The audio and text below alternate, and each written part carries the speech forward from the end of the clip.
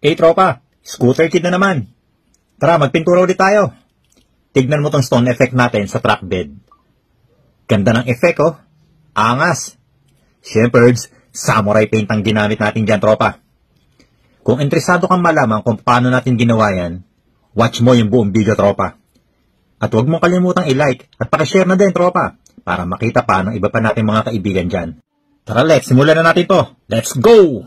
At meron tayo dito, Honda Beat crankcase cover. Luma na to, mga tropa, no? Dati nang may pintura, kaya ang ginawa natin dyan, nilinis natin mabuti yan. Sinabon natin, labas at loob. Tapos, nag-wet sanding tayo, number 600, then pinasadahan ko yan ng number 800.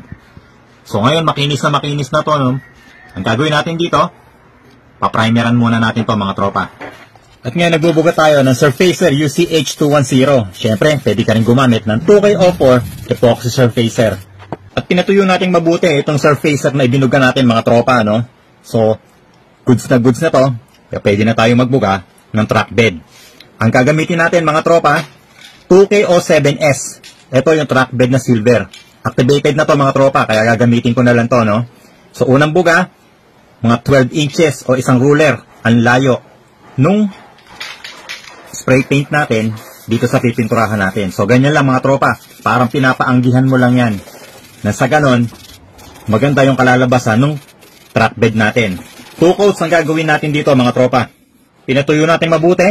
At ngayon, magbubuga na tayo ng pangalawang coat, mga tropa. Yung pangalawang layer nito o yung pangalawang coat, mas malayo pa ng bahagya. Yung una, mga isang ruler ang layo. Itong second coat natin, isa't kalahati o kahit hanggang 2 ruler ang layo niya po, pwede yan, mga tropa. Mas maganda yung kalalabasan niyan kapag kaganyan ng distansya. Dahil pagka inilapit mo yan, mga tropa, papangit yung track bed mo. Hindi maganda yung magiging resulta ng track bed. At pinatuyo natin mabuti yan, mga tropa. At ngayon, eto na yung track bed natin, mga tropa. Tignan mo naman ang bangis. So ulit, ang ginamit natin, 2K07S track bed silver. So tignan mo naman yung gaspang niya. Tignan mo yung texture niya, mga tropa. O, diba? Ang ganda. Goods na to, mga tropa, no? Pwede na natin gawin yung stone effect natin. At ito yung mga gagamitin natin, mga tropa. Meron tayo ditong black 3109 at saka yung white 2102. Gagamit din tayo ng acrylic thinner dito. Pero konti lang gagamitin natin. Tapos, kailangan natin ng paintbrush at saka lagayan ng pintura. Okay, unahin natin yung black. So, mag-iipon lang ako ng pintura. I-spray ko lang dito sa takip, mga tropa. Nasa ganon, makaipon tayo ng pintura. And then, lalagyan ko ng kaunting acrylic thinner. Nasa ganon, medyo lumabnaw to, mas madali siyang tatalsik galing sa paintbrush. So, iwiwisik lang natin to, pag ganyan, mga tropa, no? Para medyo bilog-bilog yung tama. Dapat may pitik yung pagwisik nyo, no? Dapat hindi yung parang pahampas. Kasi pagka parang pahampas, mga tropa, pahaba yung mga tama ng pintura niya. So, dapat bilog-bilog na maliliit para magmukha talagang bato kapag ka natapos na yung project natin. So, ayan, mga tropa. Puno na to. Sunod na natin yung kulay white. Ganun din yung white natin, ano? Kukuha lang tayo ng kaunting pintura dito.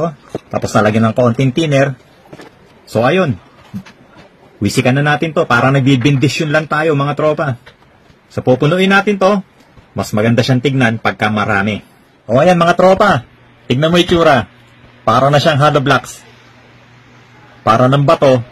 Yung crankcase cover ng Honda Beat natin. So, tignan mo naman yung itsura, tropa, oh. O, diba? Yung track bed, na medyo magaspang, nagkaroon pa ng stone effect. Aba, parang hollow blocks na talaga, mga tropa. Lalo pagka tinignan nyo yan sa personal. Para siya talagang hollow blocks. So, ngayon, lalagyan pa natin to ng effect para magmukhang nabasag naman yung stone natin. Mag-airbrush tayo ng kaunti. Black and white din ang gagamitin natin dito sa pag-airbrush natin, mga tropa. Lalagyan natin ng crack na black, tapos may highlight siya na white para magmukha siyang 3-dimensional or 3D yung dating ng mga crack natin para magmukha siya talaga nababasag na bato. So, doon sa magtatanong, gamit kong airbrush, Badger 200 yung model. O, tropa, ito na itsura niyan after natin mag-airbrush. So, tignan mo yung nilagay natin na crack. O, diba? 3D ang dating, oh. So, ang ganda ng pagkagawa natin, ano, pati yung kulay, ng stone effect natin, ang ganda. Paka-solid ng kombinasyon niya. So ngayon, magbubuga na tayo ng top coat clear. At ngayon magbubuga na tayo ng flat clear. Ang code nito, 128A. Yes, mga tropa, flat na clear ang ilalagay natin dito. Nang sa ganon, maganda yung effect niya. Sa stone effect kasi, mas maganda yung flat, no? Kaya tayo naglalagay ng flat na clear para maproteksyonan yung mga pinturang inilagay natin dito. 3 layers or 3 coats yung ilalagay natin dito. Nang sa ganon, protektado talaga yung mga pintura at saka yung track bed natin. O ayan mga tropa, nagkabasag-basag na yung crankcase cover natin na gawa sa bato. Sana nagustuhan nyo itong vlog na to mga tropa. Sana nakapulot ulit kayo ng kaunting idea, kaunting kaalaman kung paano gumawa ng stone effect. At syempre kung paano gumamit ng samurai paint na track bed. So, ulit, maraming salamat sa lahat ng sumusuporta sa Scooter Kid. Doon sa mga nag-aabang sa video na to, eto na tropa, sana nagustuhan nyo. At syempre, maraming salamat sa Samurai Paint Philippines. So, paano mga tropa? Kita-kits na naman tayo next video. Ride safe palagi. Peace!